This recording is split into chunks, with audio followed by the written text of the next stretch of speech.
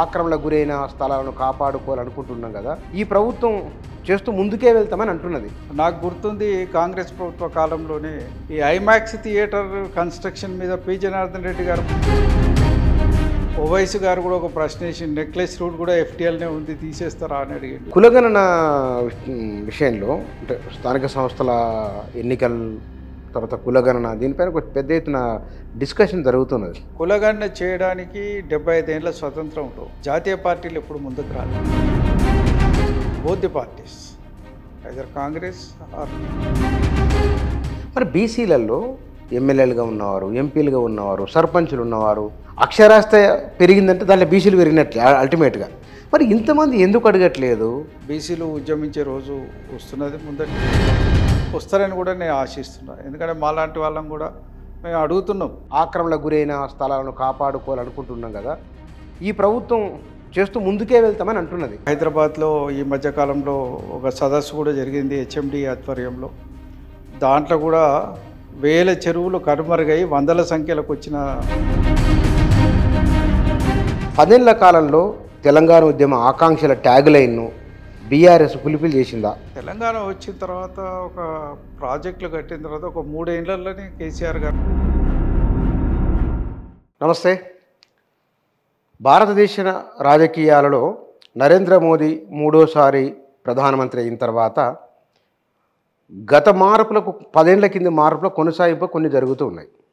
రాష్ట్రంలో ప్రభుత్వం మారిన తర్వాత గత ప్రభుత్వం చేసిన పనులు కొన్ని అయితే ఈ ప్రభుత్వం గత వాటిని పునఃసమీక్ష చేస్తూ ముందుకెళ్తున్న ఒక సందర్భం ఉన్నది.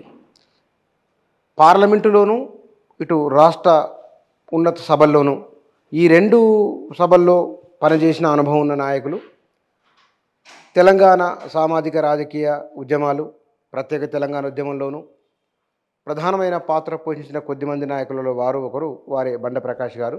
వారు నా దగ్గర ఉన్నారు. ఈ సమకాలీన అంశాలు, అటు కేంద్ర రాష్ట్ర ప్రభుత్వాల విధానాలు, విపక్షంగా బీఆర్ఎస్ ఆలోచన ఏమిటి, ఈ విషయాల గురించి వారితో మాట్లాడుతూ వారు నా దగ్గర ఉన్నారు. సార్ నమస్కారం. నమస్కారం సార్, నేను స్ట్రైట్ క్వశ్చన్లోకి వస్తున్నాను. నేను హైడ్రా ఇప్పుడు కూల్చివేతలు జరుగుతున్నాయి. నిజంగానే మరి ఇన్నాళ్ళు మనం ఆక్రమణకు గురైన స్థలాలను కాపాడుకోవాలనుకుంటున్నాం కదా, ఈ ప్రభుత్వం చేస్తూ ముందుకే వెళ్తామని అంటున్నది. దీనిపైన మీ హైడ్రా కాన్సెప్ట్ కొంత క్లిష్టమైంది. అది దానికి 2-3 అవరోధాలు కూడా ఏర్పడతాయి, ఉంటాయి కూడా.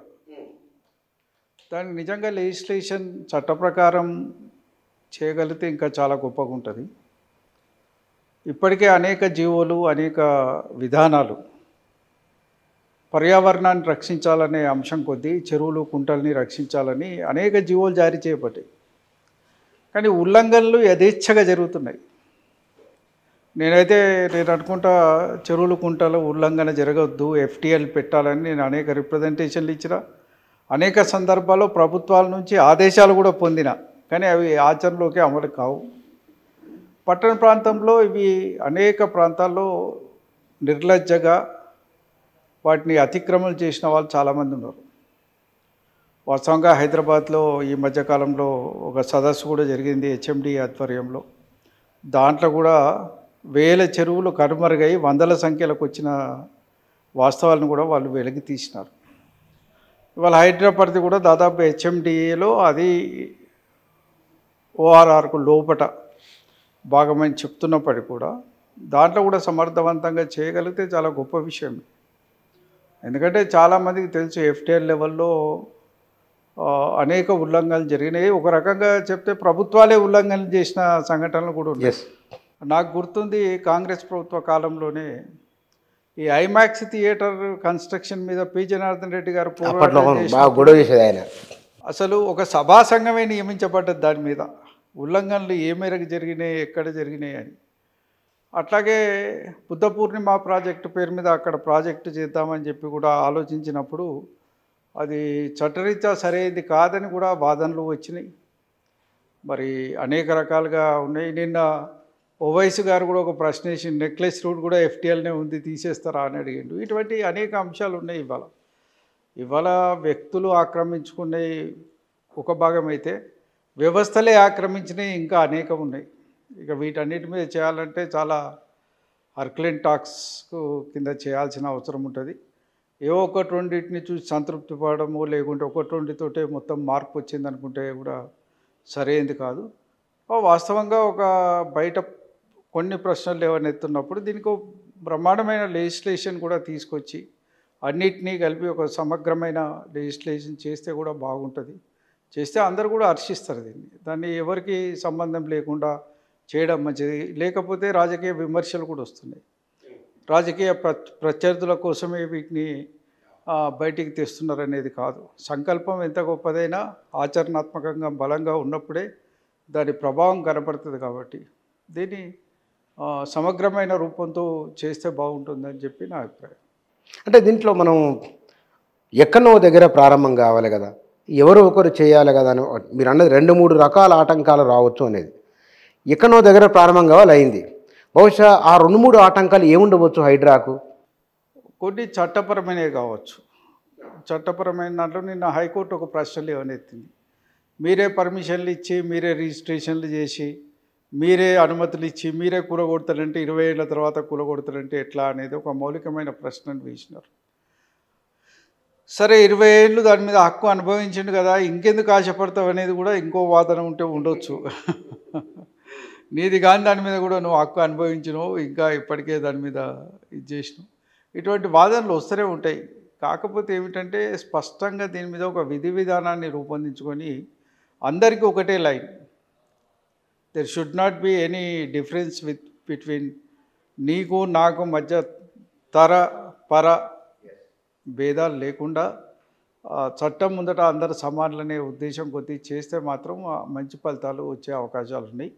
అయినప్పటికీ కొన్నిటిని మనం రివైవ్ చేయడం అనేది సాధ్యమైన పని కాదు. ఎందుకంటే కనుమరుగైపోయినాయి అక్కడ. కొన్ని ప్రాంతాలు పూర్తిగా కనుమరుగై కాలనీలు ఏర్పడ్డాయి. అక్కడ అనేక ప్రాంతాల్లో చెరువులనే కాలనీలు ఏర్పడ్డ పరిస్థితి ఉంది. ఎఫ్టీఎల్ లెవెల్లోనే బఫర్ జోన్ కూడా కాదు, ఎఫ్టీఎల్లోనే కట్టిళ్ళు, మాయమైపోయినాయి, కనబడకుండా. అది ట్యాంకులనే కట్టిళ్ళు, అక్కడనే రోడ్లు పడ్డాయి, లైట్లు పడ్డాయి. ఇప్పుడు మీరు చూస్తే అది రోడేనా, ఇది చెరువేనా, ఇది ఎక్కడో చెరువు ఉండే ఇది వరకు ఎక్కడుంది అని అనుకునే ప్రాంతం హైదరాబాద్లో అనేక ప్రాంతాలు ఉన్నాయి. నేను కూడా చిన్ననాటి నుంచి నాకు హైదరాబాద్తో పూర్తి అనుబంధం ఉంది. మా అమ్మ హైదరాబాద్ నుంచి కాబట్టి ప్రతి సెలవులకు మేము హైదరాబాద్ వచ్చేది. అందరు బంధువుల ఇళ్ళల్లో కూడా తిరుగుతుంటే ఎక్కడ హైదరాబాద్ దాదాపు లాలాపేట, లాలాగూడ, సౌత్ లాలాగూడ ఆ ప్రాంతంలో మా మేనమామలంతా రైల్వేస్లో కొద్దిమంది ఉండే, కొద్దిమంది ఉద్యోగ దీంట్లో ఇండస్ట్రీస్ డైరెక్టర్గా ఉండే, అనేక ప్రాంతాలు అట్లా బంధువుల ఇళ్ళకు అటు ఇటు కూడా చెరువులను చూస్తుండేది. కానీ అవి కనుమరుగైన పరిస్థితి కూడా ఇవాళ కనబడుతుంది. మేము చూసిన చెరువులు కూడా అనేక. మాకు బతుకమ్మ కుంట అని ఉండే. మాకు బతుకమ్మ కుంట అనేది మన తార్నాక లెఫ్ట్కు పోతే బతుకమ్మ కుంట ఉండేది. అది ఇప్పుడు బతుకమ్మ కుంట లేదు కూడా అసలు. అక్కడ కుంట మొత్తం పోయింది, కుంట మొత్తం పోయింది, బతుకమ్మ కుంట కనబడేది. ఇట్లా అనేక కుంటలు కనబడకుండా పోయిన రోజులు ఉన్నాయి. మరి వాటిని ఇప్పుడు రివైవ్ చేయడం అంటే అందులో అనేక మంది ఇన్వాల్వ్ అయి ఉంటారు. కొద్దిమంది దాంట్లో అపార్ట్మెంట్లు కూడా కట్టి అమ్మేసుకొని పోయినారు. ఇప్పుడు పోయినోడు ఎక్కడికో పోయిండు, కానీ కొన్నోడు బాధపడే పరిస్థితిలో ఉంటారు వాళ్ళు. కొద్దిమంది చిన్న చిన్న వాళ్ళు వాళ్ళ జీవితంలో సంపాదించినంత కూడబెట్టుకొని కూడా అక్కడ ఆశ్రయం పొందుతున్న వాళ్ళు ఉంటారు. అటువంటి వాళ్ళకు కూడా కొంత ఇబ్బంది కలుగుతుంది. అటువంటి దాన్ని కూడా సామాజిక న్యాయం దృష్ట్యా కొంత ఆలోచించి వాళ్ళకి ఎట్లా చేస్తే మేలు జరుగుతుందో కూడా ఆలోచించాల్సిన అవసరం ఉంది. ఎందుకంటే రికవరీ చేయడం అనేది ఇప్పుడు సాధ్యమయ్యే పని కాదు ఎవరి దగ్గర నుంచి కూడా. ఇటువంటి అంశాలు కొన్ని ఉంటాయి. కొన్నిట్లలో పేదవాళ్ళే మరి గుడిసెలేసుకొనో ఇండ్లు వేసుకొనో ఉన్న వాళ్ళు ఉంటారు. ఇప్పుడు దీని మీద ఏంటంటే నాయకులందరూ రాజకీయ పార్టీలు కూడా 2 భిన్న వైఖరులు ఇస్తున్నాయి. అవును. నేను ఉదాహరణకు బీజేపీ వాళ్ళ స్టేట్మెంట్ చూసినాను. ఎట్లా పడితే అట్లా కూలగొడితే కరెక్ట్ కాదన్నారు, నువ్వు కూలగొడితే మంచిదని ఇంకొక ఆయన కోట్ల అయినే వాదిస్తా అంటున్నారు. ఒక పార్టీ ఇద్దరు ఎంపీ ఒకే పార్టీలో 2 వాదనలు. నేను కమ్యూనిస్ట్ పార్టీది కూడా చూసినాను. ఒక ఆయన కూలగొట్టింది మంచిగా అయిందని ఒక ఆయన ఇచ్చిండు, ఇంకొక చాలా కూలగొట్టాలన్నాడు, ఇంకొక ఆయన పేద ప్రజలే మాత్రం కూలగొట్టద్దు అన్నాడు. అట్లా భిన్నమైన వైఖరులు, భిన్నమైన ఆలోచనలు ఉన్నాయి.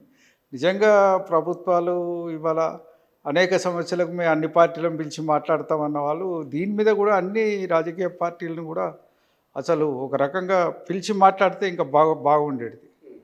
ఎందుకంటే ఇది పర్యావరణానికి సంబంధించిన అంశం, ఇది నేచర్కు సంబంధించిన అంశం. ప్రకృతిని మనం కాపాడితేనే ఆ ప్రకృతి మనల్ని కాపాడుతుంది. దాన్ని డిస్ట్రాయ్ ఎంత చేస్తే అది డిస్ట్రాయ్ మనల్ని మనం చేసుకునేట్టు అవుతుంది. కాబట్టి దాని మీద అన్ని పార్టీల నుంచి కూడా మనం ఒక ఏకాభిప్రాయం తీసుకుంటే కూడా ప్రభుత్వం బాగుంటుంది. వీలైతే వాళ్ళు కూడా దీని మీద అఖిలపక్షం పిలిచి మాట్లాడితే తప్పేం లేదు. దాని మీద నిజమైన ఒక సమగ్రమైన చట్టాన్ని తీసుకొచ్చి, ఎందుకంటే దీంట్లో కోఆర్డినేషన్ లేదనేది ఒక మౌలికమైన అంశం. ఎందుకంటే నాకు తెలిసి నాకు ఒక రకంగా మత్స్య పరిశ్రమతో అనుబంధం ఉంది. కాబట్టి చెరువులు కుంటలు కాపాడాలనే తాపత్రయంలో మేము కూడా భాగస్వాములం. కాబట్టి మేము ఎక్కడ దాని మీదనే మా బతుకు తెరువు ఆధారపడి ఉంది. కరెక్ట్. కాబట్టి మేము దాని మీద చూస్తున్నాం. ఇప్పుడు ఆ పెదంబర్పేట ఈ ప్రాంతాలలో మాకు చెరువులలో అంత కాలుష్యమైన వాతావరణం వస్తుంది, కాలుష్యమైన వాటర్ వస్తుంది. దాంట్లో ఎక్కడ ప్రొటెక్షన్ లేదు మాకు. ఇవాళ కాలుష్య నియంత్రణ బోర్డు ఏం చేస్తున్నదో తెలియదు. మొన్ననే సంగారెడ్డిలో చెరువులకు ఆ కాలుష్యం అంతా వచ్చి చేపలు చనిపోయిన సంఘటనలు ఉన్నాయి. లక్షల కొద్ది చేపలు ఎప్పటికప్పుడు చనిపోతున్న పరిణామాలు కూడా ఉన్నాయి. అందుకే దీంట్లో డిఫరెంట్ ఆర్గనైజేషన్స్ ఉన్నాయి. ఎఫ్టీఎల్ పెట్టాల్సింది ఇరిగేషన్ శాఖ వాళ్ళైతే, వాస్తవంగా ఒకనాడు రెవెన్యూ వాళ్ళకు దీని మీద సంపూర్ణమైన అవగాహన ఉండేది. నాకు తెలిసి పిఓబి రికార్డ్ అని వాళ్ళు మెయింటైన్ చేసేవాళ్ళు దీంట్లో. అది తహసీల్దార్ కంట్రోల్లో ఉండేది. ఇప్పుడు కొన్ని సందర్భాలు ఎట్లున్నదంటే వాళ్ళు అడిగితే మాకేం సంబంధం అని అడుగుతారు.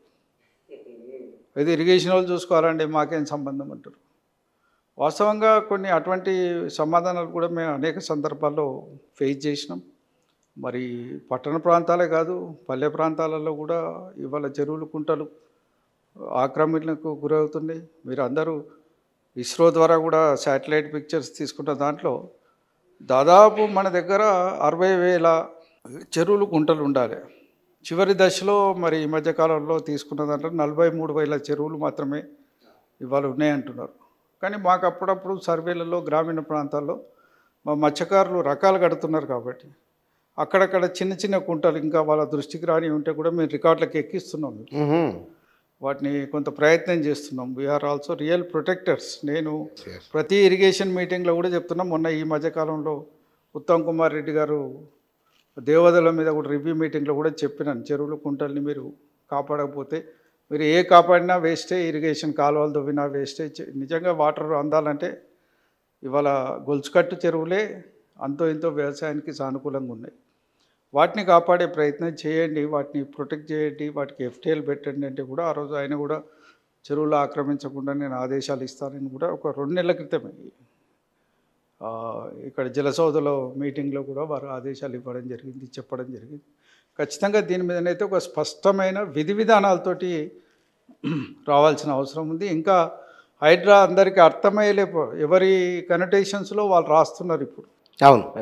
కాబట్టి అట్లా కాదు, ఒక స్పష్టమైన విధి విధానాలు. నిన్ననే చూసినాం 1972లో ఈ మధ్యకాలం 2012లో వచ్చిన ఒక జీవో పరిస్థితి కూడా నిన్న చదివినాం. బఫర్ జోన్ తర్వాత రిక్రియేషనల్ జోను, రిస్ట్రిక్టెడ్ జోన్స్, ఇటువంటి జోన్స్ ఎన్ని ఉన్నాయి, ఎట్లా ఉన్నాయి, ఉన్నప్పటికీ కూడా ఏ విధంగా వైలేట్ అయింది. ఇప్పుడు వైలేట్ అయిన వాళ్ళ మీద చర్యలు తీసుకుంటామని చెప్పి కూడా హైడ్రా అధికారులు చెప్తున్నారు. నిజంగా అంత యంత్రాంగం ఉందా? వాళ్ళు 3,000 ఉద్యోగాలు ఏదో కావాలని చెప్పి కూడా రిక్వెస్ట్ చేసినట్టు ఉన్నది ప్రభుత్వం. మరి దానికి కావాలంటే తక్కువేం కాదు, బడ్జెట్ ఇవ్వాలి, వాళ్ళకు సంపూర్ణమైన అధికారాలు ఇవ్వాలి, కోర్టులకు వాటికి వీటికి కావాల్సిన ఫేస్ కూడా చేయాలి. ఎందుకంటే నిన్న పొద్దున కూలగొడితే మధ్యాహ్నానికి దాని మీద స్టే ఆర్డర్ వస్తుంది. అవును. కాబట్టి ఇటువంటి న్యాయపరమైన చిక్కులు కూడా రాకుండా దానికి న్యాయ వ్యవస్థకు కూడా దాన్ని ఇబ్బంది లేకుండా ఉండాలంటే ఒక చట్టపరమైన అంశంగా దీన్ని తీసుకొస్తేనే, లెజిస్లేషన్ తీసుకొస్తేనే బాగుంటుందనేది నా అభిప్రాయం. ఇక్కడ మీరు అంటే ఒక 10 ఏళ్లకు బీఆర్ఎస్ పరిపాలనలోకి వెళ్దాం మనం. 1970ల నుంచి ఇప్పటి వరకు మీకు తెలంగాణలో జరిగిన అన్ని రాజకీయ పరిణామాలు మీకు తెలుసు. మీకు ప్రధాన స్రవంతి రాజకీయాలలో ఇవాళ అంతకు ముందు జరిగిన రాజకీయాల్లో కూడా మీరున్నారు.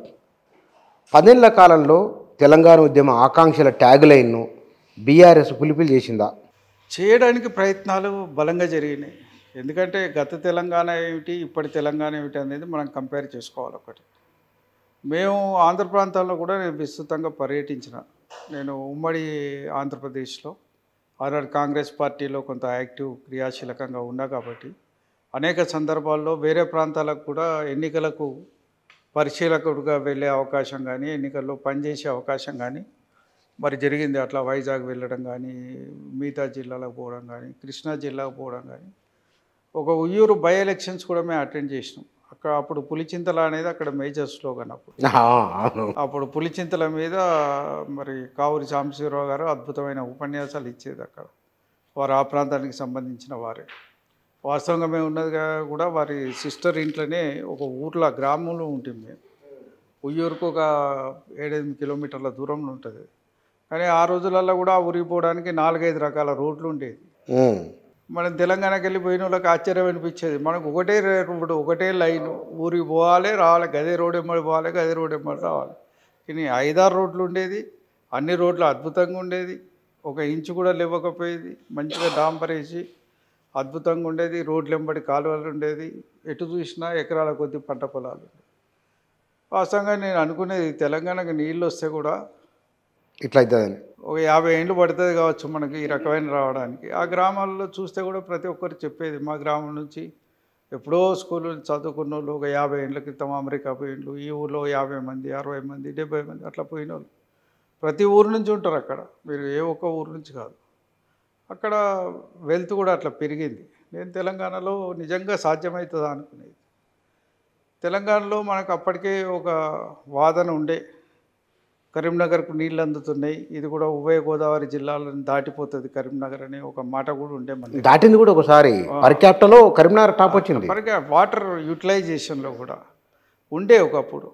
కానీ తెలంగాణ వచ్చిన తర్వాత ఒక ప్రాజెక్టులు కట్టిన తర్వాత ఒక 3 ఏళ్లలోనే కేసీఆర్ గారు చేసి చూపెట్టగలిగినారు. వాడిని వ్యవసాయ రంగంలో అద్భుతంగా మిగతా వాళ్ళతోటి పోటీ పడే విధంగా, ఆంధ్రప్రదేశ్ని దాటిపోయి పంజాబ్ తోటి పోటీ పడే విధంగా కూడా మన వ్యవసాయ రంగాన్ని తీర్చిదిద్దడం అనేది అది నిజంగా ఎంతో కమిట్మెంట్ ఉంటే చేసే పని తప్ప అది ఉట్టి కాదు. సరే, ఇంకొక ఆయన మాట్లాడతాడు బూర్ల సంఖ్య పెరిగింది కాబట్టి పంటలు పెరిగినాయి అని. ఒక ఆయన ఇంకో దానికి ఇంకో మాట అంటారు. కానీ వాటిని పరిగణలోకి తీసుకురావడానికి అసలు వీల్లేదు. ఎందుకంటే వాస్తవంగా పర్ క్యాపిటా ఇన్కమ్ పెరగడం అనేది మామూలు విషయం కాదు అసలు. ఈ దేశంలోనే పర్ క్యాపిటా ఇన్కమ్ పెరగడానికి ఎన్ని ప్రయత్నాలు జరుగుతున్నాయో అందరికీ తెలుసు. అయినా మనం జాతీయ పరంగా లెక్కలు వేసుకుంటే ఎక్కడో ఉన్నాం 130 ర్యాంకుల్లో, ఎక్కడో 190 దేశాలు. మరి చిదంబరం లాంటి వ్యక్తే పర్ క్యాపిటా ఇన్కమ్నే మనం ప్రామాణికంగా తీసుకోవాలని అనేక సందర్భాల్లో మాట్లాడిండు. తెలంగాణలో పర్ క్యాపిటా ఇన్కమ్ పెరగడం అనేది it is not a easy task. అది తెలంగాణ మన నీళ్ళు మన నిధులు అనే ట్యాగ్ లైన్ తోటి వచ్చిన కార్యక్రమాల యొక్క పరంపరనే మన దగ్గర అభివృద్ధికి దోహదపడింది తప్ప ఇంకోటి ఏం కాదు. నేను ఈ ప్రశ్న అడగడానికి మార్పులో ఒక అనుబంధ ప్రశ్న ఇది. చెరువుల విషయంలో మిషన్ కాకతీయ ఇవాళ హైడ్రా అంటే 10 ఏళ్ల మార్పులో మీరు అగ్రికల్చర్ తీసుకున్నారు, చెరువుల గురించి మీ అనుభవాన్ని చెప్పారు మీరు. మిషన్ కాకతీయ హైదరాబాదేతర ప్రాంతాన్ని పట్టించుకున్న మాట వాస్తవం, దిగుబడి పెరిగిన మాట వాస్తవం, పంజాబ్ హర్యానాతో పోటీపడిన మాట కూడా వాస్తవం. విపరీతమైన ధాన్యం కనీమిని ఎరగలి అంత ధాన్యం వచ్చిన మాట వాస్తవం. కానీ హైదరాబాదులో ఉన్న చెరువుల గురించి ఎందుకు పట్టించుకోలేదు? హైదరాబాద్లో కూడా చెరువుల మీద హెచ్ఎండిఏకు స్పష్టమైన ఆదేశాలు ఉన్నాయి. హెచ్ఎండిఏ కానీ అర్బన్ డెవలప్మెంట్లో కానీ మిగతా చోట్ల కానీ వాస్తవంగా ఇక్కడ కూడా అనేక సందర్భాల్లో ఇప్పుడు ఏదైతే వివాదాస్పదమని అనుకున్నారో, నిన్నైతే ఎన్కన్వెన్షన్ కూలగొట్టినారో, గతంలో దాని మీద కూడా టీఆర్ఎస్ ప్రభుత్వం అధికారంలోకి వచ్చినాక కూడా అది టాస్క్ జరిగింది కానీ ఆగిపోయింది. కానీ వారు కోర్టుకు పోయినారు. వారు కోర్టుకు వెళ్ళినారు, కోర్టు నుంచి ఆదేశాలు తీసుకొచ్చుకున్నారు. సరే, ఇప్పుడు కూడా కోర్టులో అది సుప్రీంకోర్టులో కూడా కేసు ఉంది. అది ఆదేశాలు ఏమున్నాయనేది నేను స్పష్టంగా చెప్పలేను. కానీ అనేక ప్రాంతాల్లో ఇవాళ ఈ ప్రభుత్వం వచ్చినాక కొన్ని పట్టణ ప్రాంతాల్లో అవసరమైతే బండ్స్ వేసి వాటిని ప్రొటెక్ట్ చేయడానికి కూడా ప్రయత్నాలు జరిగినాయి. పట్టణ ప్రాంతంలో చెరువులు అన్యాక్రాంతం కాకుండా వాటి చుట్టూ ప్రభుత్వమే ఒక బండి వేసి సుందరీకరణ చేసి వాటిని ప్రొటెక్ట్ చేయడానికి ప్రయత్నాలు జరిగినాయి. ఇది అనేక జిల్లాల్లో, జిల్లా కేంద్రాల్లో జరిగిన విషయం మాట వాస్తవం. ఇక్కడ కూడా అర్బన్ ప్రాంతాల్లో కూడా కొన్ని సిఎస్ఆర్ ఫండ్స్ నుంచి స్వచ్ఛంద సంస్థలను పిలిచి ఆ చెరువుల్ని అడాప్ట్ చేసుకొని వాటిని ప్రొటెక్ట్ చేయడానికి కూడా కొంత ప్రయత్నాలు జరిగినాయి ఇక్కడ. మనందరికీ తెలుసు. ఈ మధ్య కాలంలో కొన్ని సరే రియల్ ఎస్టేట్ కంపెనీలు కూడా దాంట్లో ముందటికి వచ్చినాయి అనేది ఇప్పుడు మళ్ళీ మన మధ్య వార్తలు వస్తున్న నేపథ్యం కూడా ఉంది. సాధ్యమైనంత వరకు అర్బన్ ప్రాంతాల్లో కూడా చెరువుల్ని కాపాడే ప్రయత్నం ఈ ప్రభుత్వం చేసింది. ఉల్లంఘనలు జరిగినాయి అనే దాంట్లో సరే దీంట్లో ఎవరి పాత్ర ఎంత అనేది ఇక సమగ్రంగా లోతుగా అధ్యయనం చేసి దాని మీద చర్చ జరపాల్సిందే తప్ప ఎవరినో ఒకరిని అనడానికి కాదు. చట్టాల ఉల్లంఘన అనేది సహజ పరిణామంగా మారిన సందర్భంలో అది చెరువులే కావచ్చు, ప్రభుత్వ ఆస్తులే కావచ్చు, పార్కులే కావచ్చు, ఇంకేదైనా కావచ్చు, అనేక వాటి ఆక్రమణలు జరిగినాయి. దాంట్లో అన్ని ప్రభుత్వాల కాలంలో జరిగినాయి. దాన్ని ఒక ప్రభుత్వాన్ని బ్లేమ్ చేయాల్సిన అక్కర్లేదు. ఎగ్జాక్ట్. మనం 10 ఏళ్ల కాలం మాట్లాడుతాం. ఇంకా ఏం మార్పులు? మీరు ఒకటి వ్యవసాయ రంగం తీసుకొచ్చారు, మిగతా విషయాల్లో అనుకున్న పరిశ్రమ రంగంలో కూడా మీరు ఐటీ ఎక్స్పోర్ట్స్లో మనం తెలంగాణ ఎక్కడనో 60,000 కోట్ల ఎక్స్పోర్ట్స్ ఉంటే ఒకటేసారి 2.5 లక్షల ఎక్స్పోర్ట్స్ పోయినాం మనం ఐటీ రంగంలో. ఐటీ రంగంలో బెంగళూరుతో పోటీ పడే స్థాయికి, ఒక దశలో బెంగళూరుని దాటిపోతాం అనుకునే స్థాయి కూడా హైదరాబాద్ని తెచ్చినాం మనం. ఐటీ రంగంలో తేవడం అంటే దీన్ని ఒక బెస్ట్ లివింగ్ సిటీగా కూడా హైదరాబాద్ని తీర్చిదిద్దినాం మనం. అంటే సేఫెస్ట్ జోన్, అందరికీ యాక్సెప్టబుల్ ఏరియా, ప్రతి ఒక్కరూ ఇక్కడ స్వేచ్ఛా స్వతంత్రంగా వాళ్ళ పనులు వాళ్ళు చేసుకునే విధంగా తీర్చిదిద్దే పరిస్థితి చేసినాం. టీఎస్ ఐపాస్ కూడా మనకు అద్భుతమైన ఫలితాలు ఇచ్చినాయి. దాంట్లో కొంత ఒక రకంగా తెలిస్తే ఈజ్ ఆఫ్ డూయింగ్ బిజినెస్లో తెలంగాణ ర్యాంకింగ్ అనేది చాలా అద్భుతంగా పెంచుకుంటూ పోయింది.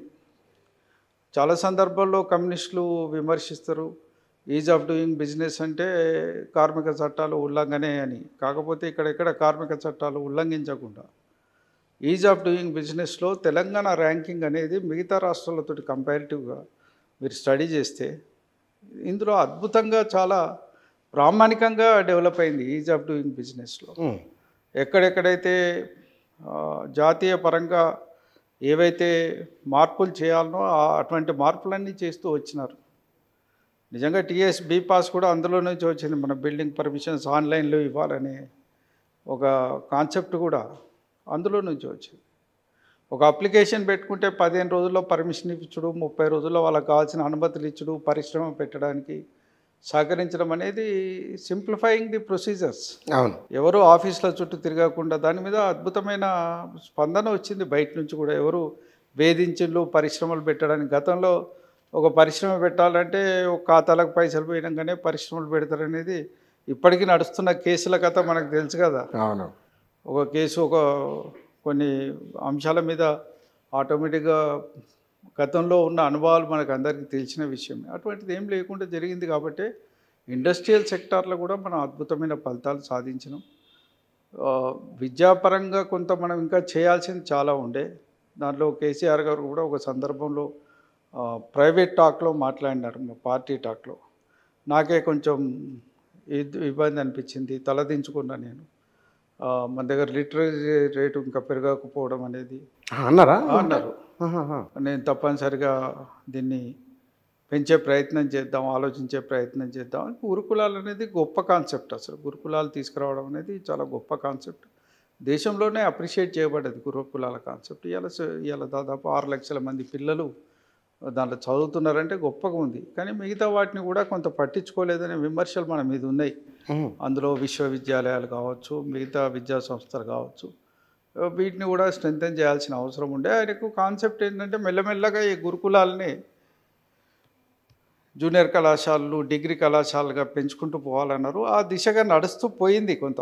ఇప్పటికే అనేక జూనియర్ కాలేజీలు రెసిడెన్షియల్లో వచ్చినాయి. మరి 3 పూటల భోజనం పెట్టి పిల్లలకు మంచి నాణ్యమైన విద్య ఇవ్వడానికి అవకాశాలు వచ్చినాయి. కానీ అనుకున్నంత మేరకు దాని మీద మన కొత్త రాష్ట్రం అన్నీ ఇప్పుడే చేయాలనుకుంటే నిధుల కొరత, ఇబ్బందుల కొరత వల్ల కొంత చేయలేకపోయిన మాట వాస్తవమే. కొన్ని రంగాలలో ఇబ్బంది పడ్డ మాట వాస్తవం అనేది ఈ సందర్భంగా మనం చేస్తాం. అంటే ఇక్కడ కేసీఆర్ మనం నీళ్లు, నిధులు, నియామకాలు ఈ మూడిట్లలో ఆత్మగౌరవం అనేది కూడా ఉన్నది. గడిచిన 10 ఏళ్ల కాలంలో అప్పటి ముఖ్యమంత్రి ఎవరిని కలవట్లేదు అన్నప్పుడు ఆత్మగౌరవం దెబ్బతిన్నది. అది బీఆర్ఎస్ పైన ఆగ్రహానికి కారణమైంది అనే ఒక ఆర్గ్యుమెంటు బీఆర్ఎస్ ఓడిపోయిన తర్వాత విస్తృతంగా చర్చ చేయబడ్డది. ఈ స్టేట్మెంట్‌తో మీరు అంగీకరిస్తారా? వాస్తవంగా ముఖ్యమంత్రి కలవకపోవడంతో ఆత్మగౌరవం దెబ్బతిన్నదనే మాట నేను ఒప్పుకోను. అది సరైన పదం కూడా కాదు. వాస్తవంగా తెలంగాణ బిడ్డలు ఆత్మగౌరవంతో బతకాలి, ఆత్మవిశ్వాసంతో ఎదగాలనేదే టీఆర్ఎస్ ఒక ట్యాగ్ లైన్గా తీసుకుని పనిచేసింది. అందుకే ఇక్కడ విద్యార్థులు ఇవాళ గురుకులా చదువుతున్నారంటే సెల్ఫ్ రెస్పెక్ట్ తోటి చదువుకుంటున్నారు. ఎక్కడ ఇది లేదు. ఇవాళ వ్యవసాయ రైతుకు అన్ని రకాలుగా సపోర్ట్ ఇచ్చి వాళ్ళ పంటలకు మనం ఇచ్చి ఎక్కడ పైరవీలకు తావులేని వ్యవస్థలను చేయగలిగినామంటే ఒక రైతు ఆత్మగౌరవంతో బతకాలనే మనం కార్యక్రమాలు చేసినాం. ఇవాళ రైతుకు చనిపోతే వాళ్ళ కుటుంబాలకు 5 లక్షలు ఇమ్మీడియట్గా అందజేయాలనే ఒక సంకల్పం అనేది ఆ కుటుంబాల ఆత్మగౌరవంతో బతకాలనే సంకల్పం కొద్దీ చేసినాం. ఇలా తెలంగాణ వచ్చినాక ఒక్కసారి మీరు చూడండి, దాశరథి గారి పేరు కావచ్చు, కాళోజీ గారి పేరు కావచ్చు, ఇలా కొండ లక్ష్మణ్ గారి పేరు కావచ్చు, జయశంకర్ గారి పేరు కావచ్చు, పివి నరసింహరావు పేరు కావచ్చు, అనేక సంస్థలు అనేక విద్యాలయాలను పెట్టుకున్నాం. తెలంగాణ ఆత్మగౌరవంలో భాగం కదా ఇవన్నీ. ఇది వ్యక్తిగతంగా ఎవరినో కలవకపోతే ఆత్మగౌరవం దెబ్బతిన్నది అనే మాట, అట్లా ఆత్మగౌరవం దెబ్బతినిపోయినోడు ఎవరు లేడు. ముఖ్యమంత్రి గారు కలుసుడు వారికి ఒక ఆలోచన ఏముందంటే what ever the work you Telangana వచ్చింది, నువ్వు చేయాల్సిన పని నువ్వు చేయి, నేను చేయాల్సిన పని నేను చేస్తాను. You are elected as MLA, you do the job of MLA. పొద్దున్న లేస్తే పైరవీలు పట్టుకొని నా చుట్టూ తిరగడానికి కాదు కదా. నువ్వు ఎమ్మెల్యే ఉన్నది నియోజకవర్గాలను పట్టించుకొని పనిచేయడానికి. నువ్వు నియోజకవర్గాల్లో పనిచేయి. దాదాపు తెలంగాణ రాష్ట్రం వచ్చిన తర్వాత శాసనసభ్యులు నియోజకవర్గాల్లో కనిపించినంత టైము గత చరిత్రను మీరు పరిశీలించి చూడండి, ఏనాడు కూడా లేదు. అదేవిధంగా మీకు ఒక్క మాట కూడా చెప్తా. ఎప్పుడైతే 15th ఫైనాన్స్ కమిషన్ ఒక నిర్ణయం తీసుకొని గ్రామాలకు డబ్బులు ఇస్తామని అన్నారో పర్ క్యాపిటా, వాళ్ళు ఇచ్చే డబ్బుతో సమానంగా నేను కూడా డబ్బులు ఇస్తాను కేసీఆర్ గారు నిర్ణయం తీసుకొని, మనం ఎప్పుడైతే పల్లెలలో సర్పంచ్లకే ఆ నిధులు నేరుగా ఇచ్చినామో వాస్తవంగా ఎమ్మెల్యేల రోల్ కూడా పోయింది. సర్పంచ్ యొక్క ఆత్మగౌరవం విపరీతంగా పెరిగింది. కానీ ఇక్కడ మనం గడిచిన 10 ఏళ్ల పరిపాలన తీసుకున్నప్పుడు ఇవాళ కొనసాగుతున్న పరిపాలన అంటే గత అభివృద్ధిని ఈ గవర్నమెంటు కొనసాగిస్తున్నట్లున్నదా? మీ భావన ఏమిటి? వాస్తవంగా ఈ గవర్నమెంటు కీలక రంగాల్ని యాజ్ ఇట్ ఈస్గా కొనసాగిస్తే వాళ్ళకే ఇబ్బంది ఉండకపోయేది. అందులో ప్రధానంగా పవర్ సెక్టర్ యాజ్ ఇట్ ఈస్గా నడపమని ఆదేశాలు ఇస్తే అయిపోయేది. టెక్నోక్రాట్స్ మీద ఆధారపడి తెలంగాణ రాష్ట్ర ప్రభుత్వం ఆ రోజు కార్యక్రమాలు చేసింది. ఉటిగానే దాంట్లో ఇప్పుడు ఆ ఎంక్వైరీ ఈ ఎంక్వైరీ అని అదని ఇదని వాళ్ళని తీసి వీళ్ళని తీసి అధికారులందరినీ ఒకరి మీద ఒకరిని పక్కకు పెట్టి ఇచ్చేసి దాని మీద ఉటిగానే చేసుకొని అక్కడక్కడ కరెంటు మెయింటెనెన్స్లో ఇబ్బందులు పడుతున్నారు. వాస్తవంగా మాకు బట్టి విక్రమార్క గారు మా కౌన్సిల్లో కూడా డేటా సబ్మిట్ చేసినాడు. ప్రతి సెషన్లో డేటా సబ్మిట్ చేస్తున్నారు. కరెంటు వాడకం గతం కంటే ఇప్పుడు పెరిగింది. ఇంకా గతం కంటే ఇప్పుడు ఎక్కువిస్తున్నాము అనేది డేటా స్పష్టంగా ప్రభుత్వం చూపెడుతున్నది. We don't want to dispute. Responsible man is putting as a deputy chief minister. వారు చెప్పే దాంట్లో ఎక్కడ ఉండదు. కానీ కరెంట్ అంత రాగా మరి ఎందుకు పోతుంది? ఎందుకు ప్రజలు ఇబ్బంది పడుతున్నారు? ఎందుకు కరెంటు అక్కడక్కడ ట్రిప్ ఆఫ్ కావడమా, కోతలు పడడమా, అరగంట 2 గంటలు 3 గంటలు కరెంటు పోవడం? 3 గంటలు పోతుందా? అప్పుడప్పుడు పోతున్నాయి కదా కరెంటు కూడా. ఎందుకు పోతుంది? దానికి కారణం అని ఎందుకు ఒక చిన్న 2023 అక్టోబర్ నుంచే స్టార్ట్ అయినాయి కోతలు. కరెంటు బీఆర్ఎస్ ఉన్నప్పుడే ప్రారంభమైనాయి. బహుశా ఇప్పుడు పెరిగి ఉండొచ్చినేమో. ప్రారంభం కాదు, అసలు కరెంటుని మేనేజ్మెంట్ చేయడంలో అప్పటి వాళ్ళు పర్ఫెక్ట్గా చేసుకున్నారు. మేనేజ్ చేయడం, నిర్వహణ అనేది, మెయింటెనెన్స్ అనేది. మేము ఇవాళ అనేది ఎవరినంటే అప్పుడైనా ఉద్యోగస్తులే చేసినారు, మిషన్ భగీరథ వాళ్ళే చేసినారు, వీళ్ళు అదే చేసినారు. సరే ఇప్పుడు మిషన్ భగీరథ ఎవరికి నీళ్ళు ఇవ్వలే విమర్శలు నువ్వు చేస్తే చేసినావు, సరే పొలిటికల్. కానీ నువ్వు పెట్టుకున్న ఇప్పుడు పిటిషన్ ఏంది 7 లక్షల ఇళ్ళకి ఇంకా నల్ల నీళ్ళు రాలేదని చెప్పి పెట్టుకున్నారు. మరి 7 లక్షలేనా రాష్ట్రంలో ఉన్నదంతా? ఎవరికి ఇవ్వకపోతే మిగతా వాళ్ళకైతే నీళ్ళు వస్తానట్టు ఒప్పుకోవాలి కదా. నువ్వు కనీసం దానికన్నా ఒప్పుకోవాలి కదా. ఇప్పుడు నువ్వు పెట్టే డేటా, నువ్వు పెట్టుకునే అప్లికేషను, కేంద్రానికి పెట్టే నిధుల కోసం పెట్టుకునే కాగితాలు ఇవి వ్యాలిడ్ డాక్యుమెంట్సే కదా. ఈ వ్యాలిడ్ డాక్యుమెంట్స్ అయినప్పుడు కూడా జరిగిన ప్రగతి అనేది నువ్వు యాక్సెప్ట్ చేయాల్సిందే కదా. ఆ ఉన్నది ఉండంగా ఉంటే ఏదైనా లెఫ్ట్ అవుట్ ఉంటే వాళ్ళ కోసం నువ్వు చేయాలి. పెరిగిన ఇళ్ళు కావచ్చు, అంతకుముందు లేకపోయిన ప్రాంతాలు కావచ్చు, దేని వలనన్నా నెగ్లెక్ట్ చేయబడ్డాయి కావచ్చు, నిర్లక్ష్యం చేయబడ్డాయి కావచ్చు, చేయలేకపోయినాయి కావచ్చు. అటువంటి అన్నిటినీ నువ్వు తీసుకుంటే కూడా 7 లక్షలు వెళ్తలేవు కదా నీకు. మరి అటువంటి వాటిని మొత్తానికి 100% వీడు ఏం చేయలేదు అని మాట్లాడితే కరెక్ట్ కాదు కదా. ఆ డెవలప్మెంట్ని యాక్సెప్ట్ చేయాలి, దాన్ని కంటిన్యూ చేయాలి. ఫస్ట్ దాన్ని కంటిన్యూ చేయాలి. నువ్వు చేయగలిగేది ఇంకేముంటే అదనంగా చేయి. దాన్ని ఎక్కువ గెలుపుకునే బదులు ఏ రంగాలైతే నిర్లక్ష్యం చేయబడ్డాయని నువ్వు ఫీల్ అవుతున్నావో ఆ రంగాల మీద కేంద్రీకరించు. ఇవాళ 2 లక్షల ఉద్యోగాలు ఇచ్చామని చెప్పి ఇలా బీఆర్ఎస్ ప్రభుత్వం చెప్తున్నది. దానిలో డేటా రిలీజ్ చేసినారు. మరి ఆ డేటా మొత్తం స్పష్టంగా బయటికి కనబడే డేటాని అయినప్పటికీ కూడా ఉద్యోగాల మీద వాళ్ళు బదనాం కావాల్సినంత బదనాం అయింది. ఇవాళ మీరు ఇచ్చిన తర్వాత కూడా 30,000 ఉద్యోగాలు ఇచ్చినా అవి అంత గతంలో ఇచ్చిన అడ్వర్టైజ్మెంట్లే, గతంలో ఇచ్చిన ఇవే. మీరు ఇచ్చిన తర్వాత వచ్చిన అడ్వర్టైజ్మెంట్లలో ఎంతమందిని ఇవ్వగలుగుతున్నారు? మీరు చేసిన వాగ్దానాల్లో ఎంత ఫాస్ట్గా చేయగలుగుతారు? వాటికి మొన్ననే మీరు ఒక జాబ్ క్యాలెండర్ ఇస్తామన్నారు, స్పష్టత లేదని విమర్శలు కూడా ఉన్నాయి. దాంట్లో ఎంత త్వరితగతిన పూర్తి చేసి ఉద్యోగ అవకాశాలు, ఉపాధి అవకాశాలు మెరుగుపరచగలుగుతారనేది మీరు ఆలోచించుకోవాలి తప్ప ఊరికే తిట్టుకుంటూ కూర్చుంటే ఏమొచ్చేది లేదు దాంట్లో. కానీ వారు అంటున్నది గత ప్రభుత్వానికంటే ఈసారి భిన్నంగా వెళ్తున్నాం, డెవలప్మెంట్ నమూనా, అభివృద్ధి నమూనా మారింది అనే ఒకటి. మూసీ రివర్ ఫ్రంట్ పేరుతో ఒక పెద్ద ప్రాజెక్టు, భారీ బడ్జెట్ అనేది, ఓఆర్ఆర్ RRR మధ్య పారిశ్రామిక క్లస్టర్ల ఏర్పాటు అనేది అభివృద్ధిని వికేంద్రీకరణ చేస్తామని వారు అంటున్నారు. ఇవాళ ఓఆర్ఆర్ వచ్చే RRR అనేది కొత్త ప్రాజెక్టు కాదు. నాకు తెలిసి 6-7 ఏళ్ళ నుంచి నానుతున్నది. నేను పార్లమెంట్ సభ్యుడిగా ఉన్నప్పుడే ఇన్ ప్రిన్సిపల్ అప్రూవ్ అయింది. దాని మీద కూడా మేము 1-2 మీటింగ్స్ గడ్కర్ గారి ఛాంబర్లో కూడా జరిగినాయి. ఓకే, ఢిల్లీలో చాలా సందర్భాల్లో మేము కూడా హర్ష వ్యక్తం చేసిన సంఘటనలు ఉన్నాయి. ఫస్ట్ పార్టు ఈ సంగారెడ్డి వైపు తీసుకోవడం, సెకండ్ పార్ట్ మిగతా పార్ట్ను కలపడానికి తీసుకోవడం అని, గజ్వేలు ఈ ప్రాంతానికి సంబంధించిన మొదటి పార్టు, మిగతా మనకు షాద్నగర్ లేదా చౌటుప్పల ఆ ప్రాంతం నుంచి రెండో పార్ట్ అని, ఇట్లా ఆ రోజు కూడా చర్చలు జరిగినాయి. కానీ ఎక్కడో ఒక చోట వీటికి డెవలప్మెంట్ అనేది కంటిన్యూస్ ప్రాసెస్. ఇలా కేంద్ర ప్రభుత్వం జాతీయపరమైన అవసరాలను దృష్టిలో పెట్టుకొని ప్రాజెక్టులు రూపొందిస్తారు వాళ్ళు. అది రాష్ట్ర అవసరాలు దృష్టిలో పెట్టుకొని చాలా తక్కువ ఉంటాయి. దాంట్లో నేషనల్ హైవేస్ అన్నీ దాదాపు లింకింగ్ ఉంటాయి. అన్ని జాతీయ రహదారులతో ఎట్లా లింక్ చేసుకోవాలి, ఎట్లా పంపించుకోవాలి అనేది ఉంటుంది.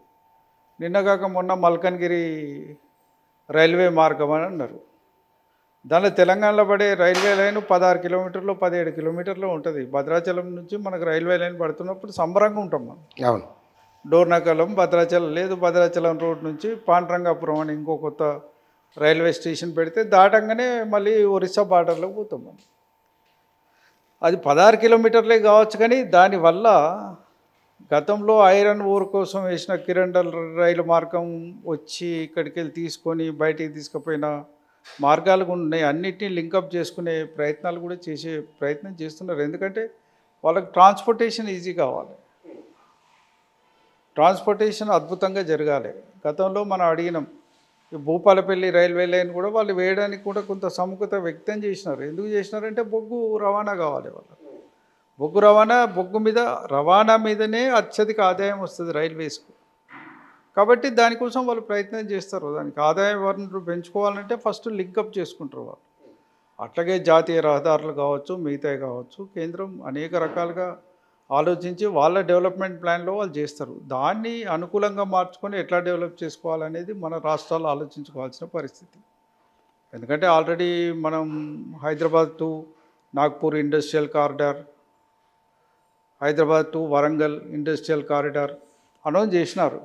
ఇటువంటివి సాధించుకోవాల్సిన అవసరం ఉంది. అంటే ఇవంతా తెలంగాణకు కొత్త అభివృద్ధి నమూనానే కాదు, ఇది మీరు అంగీకరిస్తారంటున్నది. కొత్త అభివృద్ధి నమూనా అంటే అదేదో ఆకాశంలోకి వెళ్ళి ఊడిపడేది కాదు కదా, రెగ్యులర్గా జరిగే డెవలప్మెంట్లో పార్ట్. దీంట్లో ఎంత సమర్థవంతంగా రాష్ట్రాలు పనిచేస్తాయి అనేది వాళ్ళ యొక్క ప్రతిభ మీద ఆధారపడి ఉంటుంది, వాళ్ళ ప్లానింగ్ మీద ఆధారపడి ఉంటుంది. ఖచ్చితంగా మరి వాళ్ళు ఇలా మూసీ రివర్ డెవలప్మెంట్ అంటున్నారు, న్యూ ప్లాన్. గతంలో ఈ ప్రభుత్వం కూడా ఆలోచించింది కానీ నిధుల కొరత వల్ల చీకరేకపోయింది. అది చాలా రోజులుగా పెండింగ్ ఉన్న ఆలోచనే అది. దాని మీద ఆల్రెడీ 2 సార్లు అథారిటీలకు చైర్మన్లను కూడా అపాయింట్ చేసినారు, వాళ్ళంతా పోయి స్టడీ చేసి వచ్చినారు, మరి అనేక ప్రాజెక్టులను చూసి వచ్చినారు. ఈ మధ్యకాలంలో ప్రభుత్వం కూడా సీఎం గారు కూడా కొరియాల ప్రాజెక్ట్ చూసినా అంటున్నారు. అంతకుముందు వారు థేమ్స్ నదిని కూడా చూసి వచ్చినారు. మరి నిజంగానే అది జరిగితే అద్భుతమైన ఇది ఉంటుంది. దానివల్ల కంటిన్యూ వాటర్ ఫ్లో ఉంటుంది. ఇప్పుడు మురికి నీళ్ళ నుంచి మంచినీరుగా మారి ఇవాళ నల్గొండ జిల్లాలో కొంత ప్రాంతానికి నిజంగా పంటలకు కూడా నీళ్ళు ఇస్తున్నది ఇప్పుడున్న మూసి. చాలా ప్రాంతాలకు మనకు డ్రైనేజ్ వాటరే పోతుంది. ఈ డ్రైనేజ్ వాటరే పోయి కొంత దూరం పోయినాక దానంతట అది ఫిల్టర్ అయిపోతుంది. ఫిల్టర్ అయిపోయి పంట పొలాలకు మంచి పటిష్టమైన రిసోర్స్ కూడా ఇస్తుంది. అది తొందరగా పంటలు పండడానికి, మంచి పుష్టికరమైన పంటలు పండడానికి కూడా ఇస్తుంది. సరే, దాంట్లో కొన్ని ఇబ్బందులు కూడా జరగవచ్చు మనకు ఆహార పదార్థాల తయారీలో కూడా, కానీ కొంచెం జరుగుతుంది. కానీ అద్భుతంగా ఎప్పటికీ 24 గంటలు ఫ్లో ఉండే విధంగా మూసీని డెవలప్ చేయగలిగితే దాని ద్వారా అనేక కార్యక్రమాలు చేయొచ్చు. నాట్ ఓన్లీ రిక్రియేషన్, రవాణా సౌకర్యాలు కూడా మెరుగుపరచవచ్చు, చాలా కార్యక్రమాలు చేయొచ్చు. అటువంటి కాన్సెప్ట్ ఎవరైనా అప్రిషియేట్ చేసేది కదా. రేవంత్ రెడ్డి ముఖ్యమంత్రిగా తన పనితీరు ఎట్లా కనబడుతున్నది? కాంగ్రెస్ పార్టీలో ఆయన దాన్ని సర్దుబాటు చేసుకోవడం, సీనియర్లు ఉన్నప్పటికీ తన అవకాశం పట్టుకోవడం అన్నీ. వాస్తవంగా రేవంత్ రెడ్డి గారి లైఫ్ స్కెచ్ చూస్తే అనుకున్నది సాధించిన వ్యక్తి. We should appreciate. వాస్తవంగా ఆషామాషి ముచ్చట కాదు. ఒక జెడ్పీటీసీ స్థాయి ముఖ్యమంత్రి. నేను 2019లో నేను మహబూబ్నగర్ పార్లమెంట్ ఇన్ఛార్జిగా పనిచేసిన. కొడంగల్ కూడా నేనే ఇన్ఛార్జిని. ఆయన కొడంగల్లో ఓడిపోయిండు. ఆ రోజు నేనే పనిచేసిన, ఓడగొట్టడానికి కూడా పనిచేసిన. కానీ నాకు అనిపించింది ఆయన ఓడిపోవడం ఆయన కలిసి వచ్చింది. అంటే ఓటమిని కూడా గెలుపుకు అవకాశంగా మార్చుకునే నైజం కొద్దిమందికి ఉంటుంది. మరి ఆయన వచ్చి మల్కాజ్గిరిలో అతి తక్కువ ఓట్ల మెజార్టీతో గెలిచి అలా ఢిల్లీకి పోయిండు. కాబట్టి ఆ ఢిల్లీలో ఉన్న ఆయన కాంట్రాక్ట్స్ మంచిగా చేసుకొని ఇలా పీసీసీ ప్రెసిడెంట్గా వాళ్ళకి నమ్మకం, విశ్వాసం కలిగించి ఇక్కడ రాగలిగిండు. మరి కాంగ్రెస్లో తలలు పండిన నేతల్ని కూడా పక్కకు పెట్టి ఇలా ముందటికి వచ్చి ఈ కాంగ్రెస్ పార్టీలో ఇలా పాలన చేపట్టగలిగిందంటే గ్రేట్ పర్సనాలిటీ. ఒక రకంగా వీ కెనాట్ అండర్మైన్ హిమ్. పనితీరు ఎట్లా ఉంది? పనితీరు ఆయన చేసే కార్యక్రమాల బట్టే ఉంటుంది. ఇప్పటికీ నా ఉద్దేశం ఏంటంటే పని మీద దృష్టి ఇంకా ఎక్కువ సారించాలి, దూషణ మీద తగ్గించుకోవాలి. Blaming others it should be reduced.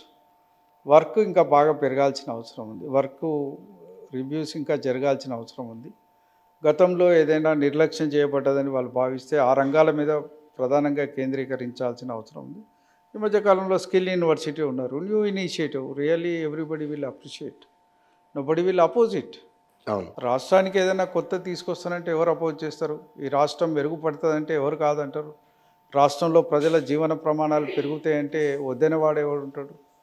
కాబట్టి వాళ్ళు రాష్ట్రం అభివృద్ధి దిశగా పనిచేస్తే చాలా గొప్పగా ఉంటుంది. అది పనిచేయడానికే వాళ్ళు ప్రయత్నం చేయాలి తప్ప వేరే కార్యక్రమాల మీద ఇంకా దృష్టి పక్కకు పెట్టాల్సిన అవసరం ఉంది. వాటికంటే ఎక్కువగా డెవలప్మెంట్ ఓరియంటేషన్ మీద ఎట్లా అయితే మనకు జరుగుతాయి. ఇప్పుడు 10 నెలలు అయింది విద్యాలయాల విషయంలో. వాటన్నిటినీ కంప్లీట్గా మళ్ళీ రివైవ్ చేసుకోవాల్సిన అవసరం ఉంది. ఆల్రెడీ ఎగ్జిక్యూటివ్ కౌన్సిల్ చేసినారు, త్వరలో వైస్ ఛాన్సలర్ని అపాయింట్ చేయడము. ఎందుకంటే ఎవరికైనా ఒక 3 years టర్మే ఉంటుంది. 3 years కాగానే మళ్ళీ 1 year మళ్ళీ పీరియడే కదా, ఎన్నికల పీరియడే. ఆ 1 year అంతా పనిచేయడానికి ఇబ్బందికరంగా ఉంటుంది. ఇంకో 2-3 నెలలు గడిస్తే ఇది 1 yearకి వస్తుంది. కాబట్టి త్వరితగతిన పనులు చేయాల్సిన అవసరం ఉంటుంది ప్రభుత్వానికి కూడా. ఏదైతే టాస్క్ అనుకున్నారో ఆ టాస్క్ వెంబడి పడాల్సిన అవసరం ఉంది. వాళ్ళు ఇప్పటికే రైతు కమిషన్ అన్నారు, అది కూడా కంప్లీట్ కాలే. విద్యా కమిషన్ అన్నారు, కంప్లీట్ కాలే. ఒక్కసారి సరే 20 ఏళ్ళు పాలిస్తామనే నమ్మకం విశ్వాసం ఎవరికైనా ఉండొచ్చు, అది బయటికి చెప్పొచ్చు, అది వేరే విషయం. కానీ ఎవరికైనా ఎన్నికల్లో ప్రతి 5 ఏళ్ళకి టెస్టుకు పోవాల్సిందే కదా, మనం పరీక్ష రాయాల్సిందే కదా. దాంట్లో పాస్ అయితేనే ఎవరికైనా అవకాశాలు దక్కేది. అది దక్కాలంటే కనీసం 4 ఏళ్ళ కాలం లోపట్నే పనితీరు చూపెట్టుకోవాలి. అది చూపెట్టుకుంటేనే 5వ సంవత్సరం ఫలితాలు బ్రహ్మాండంగా వస్తాయి. కాబట్టి వాళ్ళు పని మీద దృష్టి సారించి పనిచేయడం మొదలు పెడితే బాగుంటుందని నేను అనుకుంటున్నా. ఎందుకంటే ఇంకా కొంత సమన్వయం లోపం కనబడుతుంది. అన్ని వ్యవస్థల్ని సమన్వయం చేసుకొని పనిచేసే ఒక వ్యవస్థలు కొంత ఇబ్బంది పడుతున్నాయి అనిపిస్తుంది. కులగణన విషయంలో అంటే స్థానిక సంస్థల ఎన్నికల తర్వాత కులగణన దీనిపైన ఒక పెద్ద ఎత్తున డిస్కషన్ జరుగుతున్నది. సాధ్యమవుతుందా? ప్రభుత్వం ఈ విషయంలో ఎట్లా ముందుకెళ్తే బాగుంటుంది? వాస్తవంగా కులగణన అనేది ఇప్పుడు hot topic in the country. చాలా సీరియస్గా ఉంది. ఎందుకు హాట్ టాపిక్ అయిందంటే, కులగణన చేయడానికి 75 ఏళ్ళ స్వతంత్రంలో జాతీయ పార్టీలు ఎప్పుడు ముందుకు రాలే. Yes, both the parties, either Congress or BJP అప్పట్లో మధ్యలో వేరే పార్టీలు వచ్చినప్పుడు కానీ కులగణన కాలే. కులగణన చేయాలనే డిమాండ్ మొదటి నుంచి ఉంది, ఇప్పటిది కాదు. మండల్ కమిషన్ నివేదికలో స్పష్టత ఉంది. ఈవెన్ కాకా కాలేల్కర్ కమిషన్లో కూడా స్పష్టత ఉంది. సరే, గతంలో సుప్రీంకోర్టు తీర్పులు ఉన్నాయి. రిజర్వేషన్లు పెంచాలంటే కులగణన చేసి వారికి కావాల్సిన రిజర్వేషన్లు పెంచుకోవచ్చు అనే కూడా ఆదేశాలు ఉన్నాయి. ఇవన్నీ లేవు కాబట్టి బీసీలకు 50% లోబడి రిజర్వేషన్లు ఉండాలన్న సంకల్పం కొద్దీ బీసీలకు రిజర్వేషన్లు ప్రతిసారి తగ్గిస్తున్న నేపథ్యం కూడా ఉంది. అదొక బీసీలే విక్టిమైజ్ అవుతున్నారు కులగణన వల్ల, లేకపోవడం వల్ల. No other community. ఇవాళ ఎస్సీ ఎస్టీలకు కాన్స్టిట్యూషనల్గా వారి సంఖ్య ఎంత ఉంటే అంత రిజర్వేషన్లు ఇవ్వాలనే గ్యారెంటీ ఉంది. 50%లో ఎస్సీ ఎస్టీలు ఏ మేరకైతే పెరుగుతారో ఆ మేరకు బీసీల రిజర్వేషన్స్ తగ్గుతున్నాయి.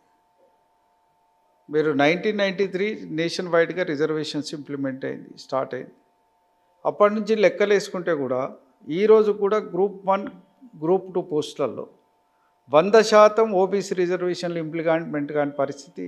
నేను కేంద్రంలో పార్లమెంట్ సభ్యుడిగా, ఓబీసీ పార్లమెంటరీ కమిటీ సభ్యుడిగా అనేక సంస్థల పరిశీలన కూడా చూసిన.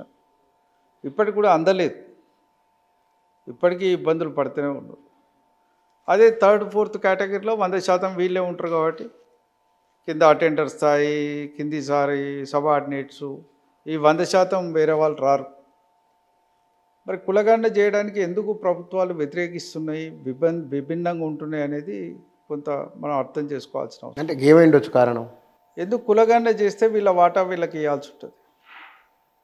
వాస్తవంగా మీరు ఒకసారి చూడండి, కేంద్రంలో ఒక పబ్లిక్ వెల్ఫేర్ డిపార్ట్మెంటో పబ్లిక్ వర్క్స్ డిపార్ట్మెంటో ఉండే, అక్కడ నుంచి వెల్ఫేర్ డిపార్ట్మెంటే, అక్కడ నుంచి మెల్లగా వచ్చి దాంట్లో నుంచి సోషల్ వెల్ఫేర్ వచ్చింది, సోషల్ వెల్ఫేర్ నుంచి ఉమెన్ వెల్ఫేర్ వచ్చింది, అక్కడ నుంచి ఎస్సీ వెల్ఫేర్ వచ్చింది, అక్కడ నుంచి ఎస్టీ వెల్ఫేర్ వచ్చింది. ఇవాళ ఇన్ని శాఖలు వచ్చినాయి కానీ ఓబీసీ వెల్ఫేర్ రాలేదు. కేంద్రంలో మంత్రిత్వ శాఖ లేదు ఓబీసీలకు.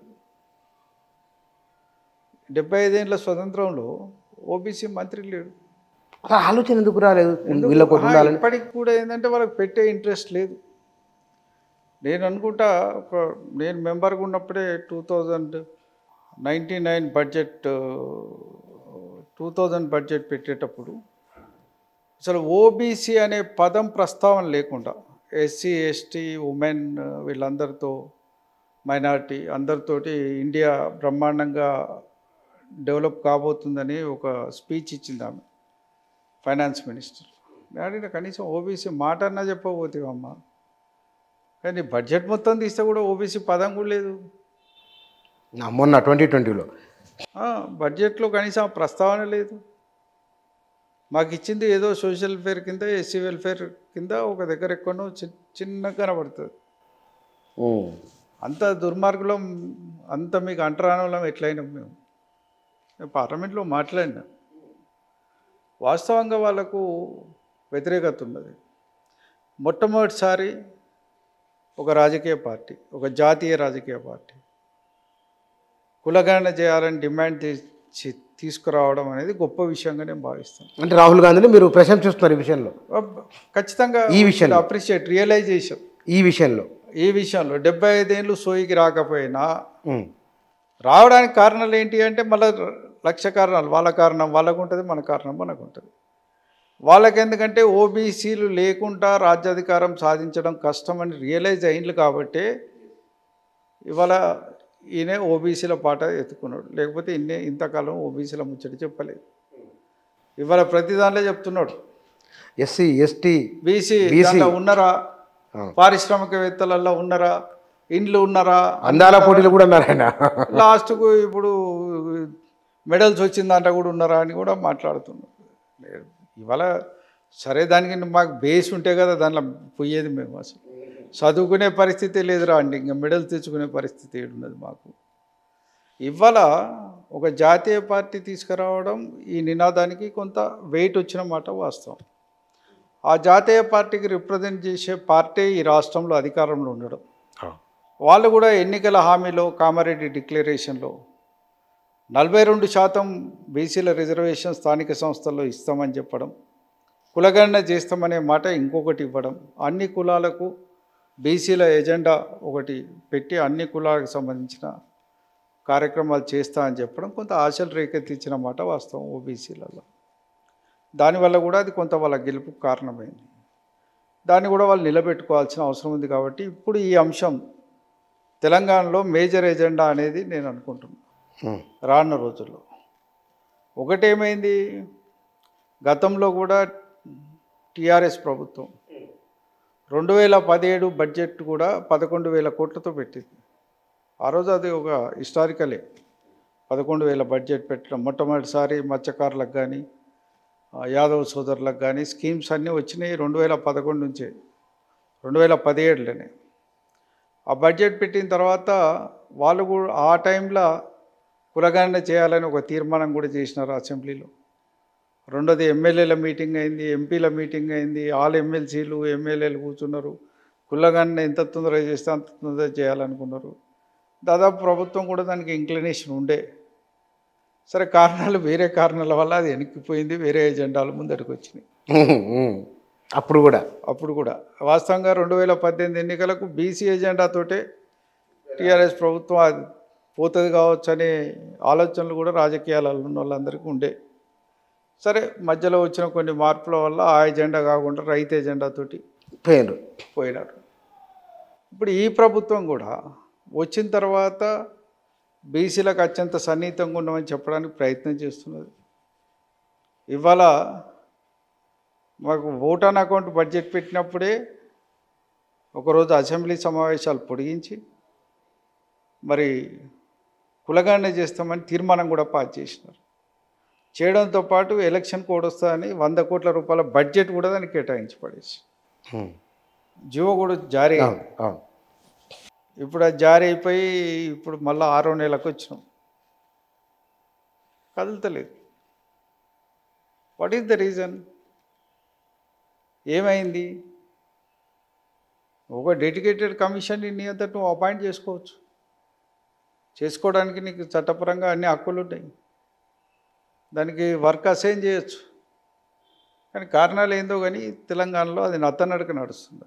మరి బీసీలలో ఎమ్మెల్యేలుగా ఉన్నవారు, ఎంపీలుగా ఉన్నవారు, సర్పంచులు ఉన్నవారు, ఇప్పుడు తెలంగాణలో బీసీలు 50% పైన ఉన్నారు, దాదాపు 60% లోపల అనుకో ఇంచుమించు. మేజర్ సెక్షన్ అక్షరాస్యత పెరిగిందంటే దాంట్లో బీసీలు పెరిగినట్లే అల్టిమేట్గా. మరి ఇంతమంది ఎందుకు అడగట్లేదు? ఈ మధ్య కాలంలో స్టార్ట్ అయింది. మీరు కొద్ది రోజుల క్రితం ఇక్కడ తాజ్ కృష్ణాలో ఒక సమావేశం జరిగింది కులగణన మీద. సరే ఎప్పటికప్పుడు సోమాజిగూడ ప్రెస్ క్లబ్లో కూడా చర్చలు, సమావేశాలు, మీటింగ్స్ బలంగా జరుగుతున్నాయి.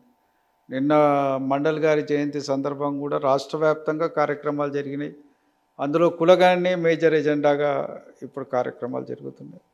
ఖచ్చితంగా ఒక టర్నింగ్ పాయింట్ తీసుకోబోతున్నది. కులగణన అనేది ఒక మేజర్ డిమాండ్గా బీసీలు ఉద్యమించే రోజు వస్తున్నది, ముందటికి వస్తారని కూడా నేను ఆశిస్తున్నాను. ఎందుకంటే మాలాంటి వాళ్ళం కూడా మేము అడుగుతున్నాం, ఎందుకంటే కేంద్ర ప్రభుత్వాన్ని సిక్కుగా, ఎందుకంటే బీజేపీ ప్రభుత్వంతో కూడా మనం ఒక మాట చూస్తే 2018లో ఒక దశ బీజేపీ ప్రభుత్వానికి రాజ్యసభలో సంపూర్ణమైన మెజారిటీ లేదు. National backward class commission bill చాలా రోజులుగా పెండింగ్ పడింది. ఒక దశలో ఎట్లా ఆలోచించాలంటే జాయింట్ సెషన్ పెట్టి బిల్లు పాస్ చేద్దామనే ఆలోచన కూడా వచ్చింది. మాకు పార్లమెంటు పోయినప్పుడు కొత్త ఇక మాకు అన్నీ వింటుంటాం. పార్లమెంటు ఈ బిల్ పాస్ కావడానికి జాయింట్ సెషన్కి వస్తారు, జాయింట్ సెషన్ పెడతారు. ఈ లోపల ఏం చేసినంటే అందరితో చర్చించాను.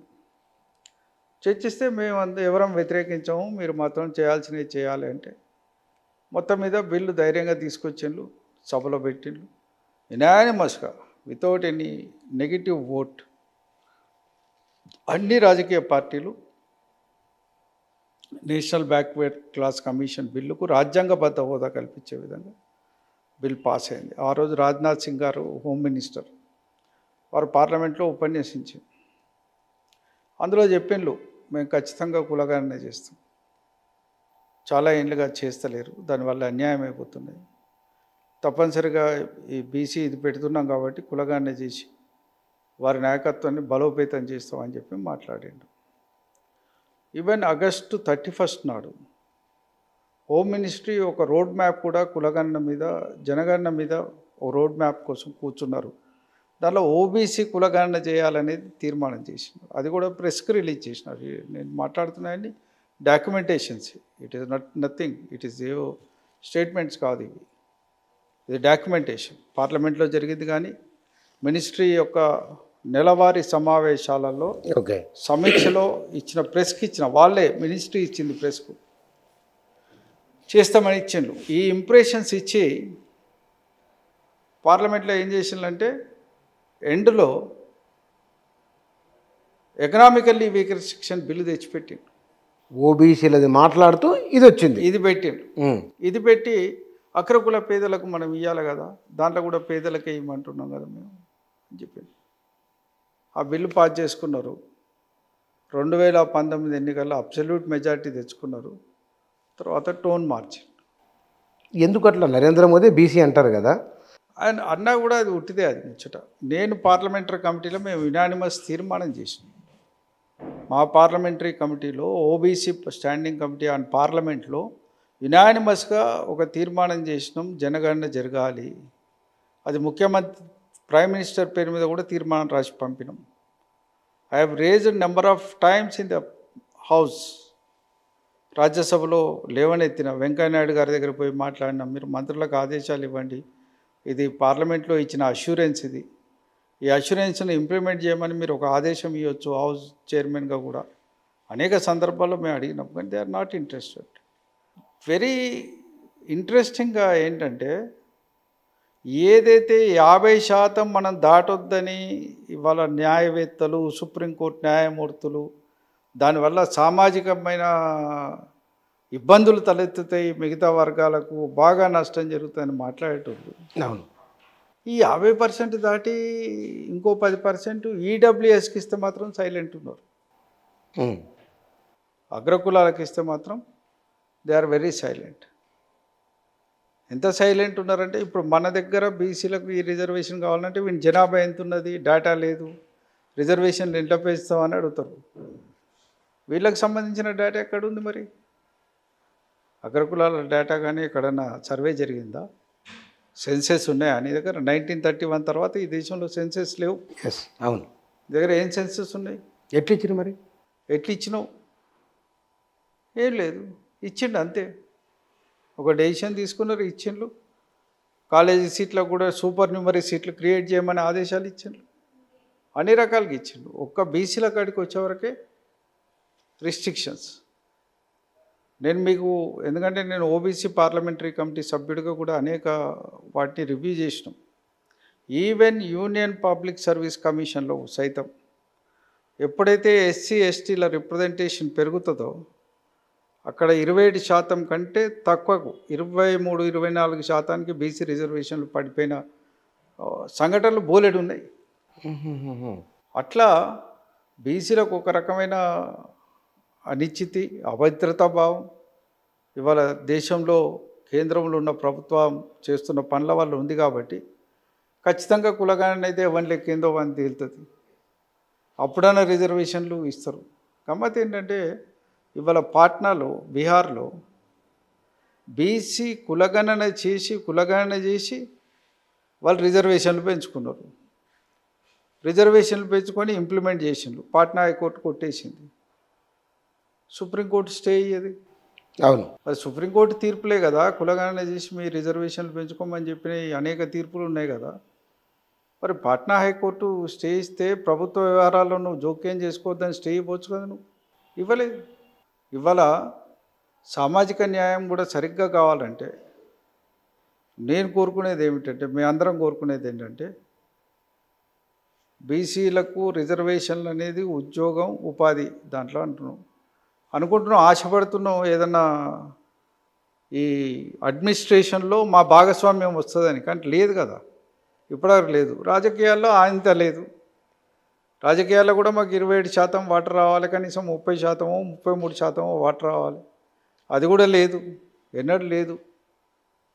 మరి జ్యుడిషియరీ అది కూడా సమాజానికి రిఫ్లెక్టివ్ ఉండాలి కదా. దానిలో రిజర్వేషన్ అసలే లేదు.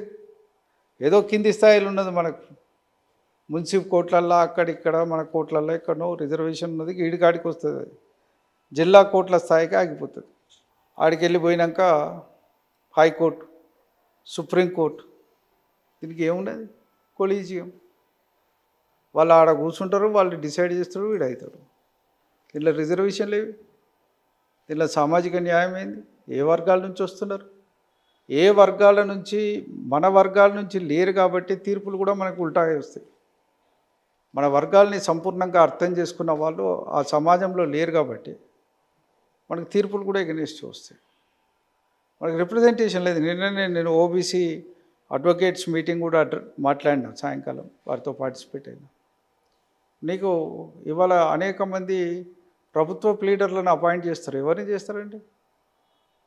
మనోడు బయోడేటాలు పట్టుకొని తిరిగి చావాలి. దాంట్లో మన వాళ్ళ పేర్లు ఎక్కడుంటే దేవులు ఆడుకోవాలి మనం. What is the percentage they are giving? Where is the reservations are implementing?